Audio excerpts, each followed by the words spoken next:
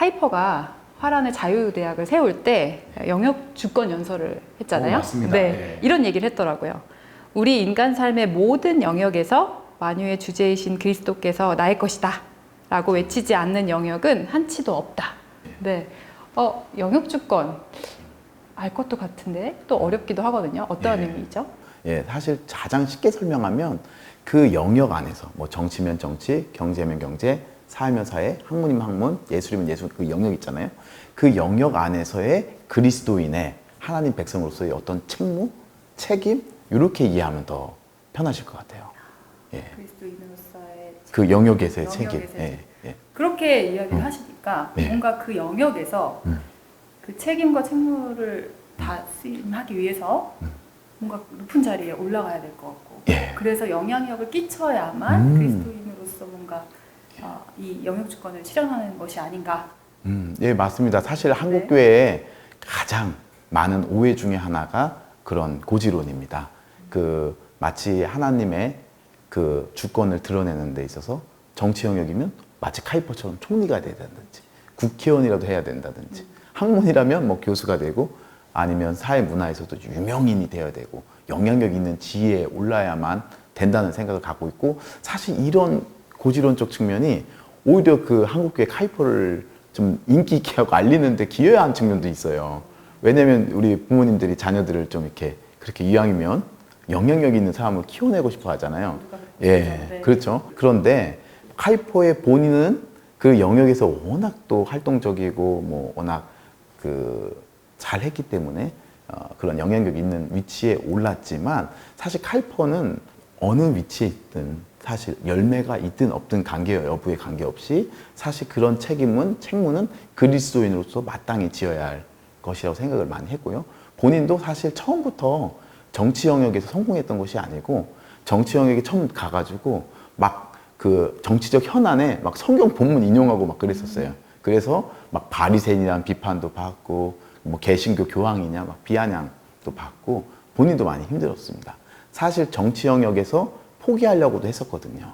그러던 차에 카이퍼가 받은 말씀 중에 하나가 뭐냐면 뭐 무화과 나무 잎이 마르고 포도나무에 열매가 없고 감람나무에 뭐 있잖아요. 그래서 오직 우리가 여호와로 인하여 즐거워하리. 그 말씀을 받고 다시 정치 영역으로 복귀하게 되는데 그 이후에 이제 정치적 열매가 있었던 거죠. 즉 뭡니까? 어떤 열매, 어떤 위치, 성공의 여부가 아니라 사실 하나님만으로 기뻐할 수 있느냐 이 부분. 하나님께 정말 그 영역에서 책임을 다할 수 있느냐는 사실 모든 그리스도인에게 주어진 책무라고 할 수 있겠습니다. 그렇군요. 맡겨진 자리에서. 예, 맡겨진 자리. 네.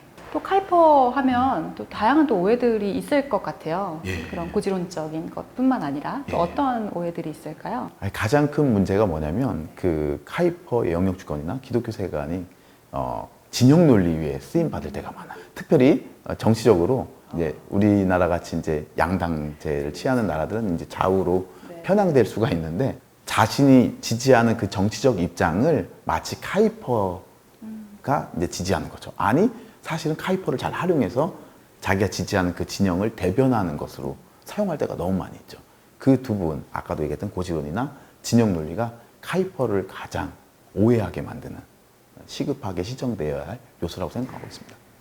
그렇다면 고지론이나 뭐 영역 주권을 떠나서 카이퍼가 진짜 바라는 그런 모습, 의도는 무엇일까요? 그렇죠. 카이퍼가 원래 생각했던 영역 주권의 원리는 어떤 진영 나뉘어지는 게 아니라 누구나 보편적으로 그 영역에서는 하나님의 창조 원리에 따라서 만약 정치 영역이라면 뭐 정의와 공공선을 실현한다든지 학문 영역에서는 진리를 탐구한다든지 예술에서는 아름다움을 추구한다든지 그런 부분에서 그 책무를 다할 수 있다라고 생각을 하게 된 것입니다. 그리고 꼭 그것이 누군가 막 전문가 탁월한 이치에만 이르지 않더라도 자기 주어진 자리에서 진선미 그리고 정치면 우리도 꼭 국회의원이 되어야만 정치 영역을 정의와 공공성을 실현하는 건 아니잖아요. 투표로서 참여로서 할 수 있듯이 그런 부분에서 카이퍼는 그 영역 주권을 그렇게 활용하기를 원할 것입니다.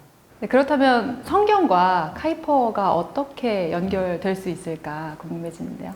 예. 그렇죠. 뭐 사실 이 카이퍼의 이 영역 주권 이론이 사실 카이퍼만의 독창적인 생각이라기보다는 성경에 기반하고 또 사실 하나님의 그 성경에 나타난 창조 이론, 창조론에 기반한 겁니다. 사실 하나님께서는 이 창조 세계를 지으실 때 하나님이 원래 그 영역, 정치나 이런 경제, 사회, 문화에 하나님이 의도하신 어떤 계획들과 목적들이 있는데 그 계획과 목적들을 실현하는 방식으로서 이미 성경에서도 창조 원리에 따라 사실 우리에게 학문적 호기심을 주셔서 진리를 탐구하게 하시잖아요.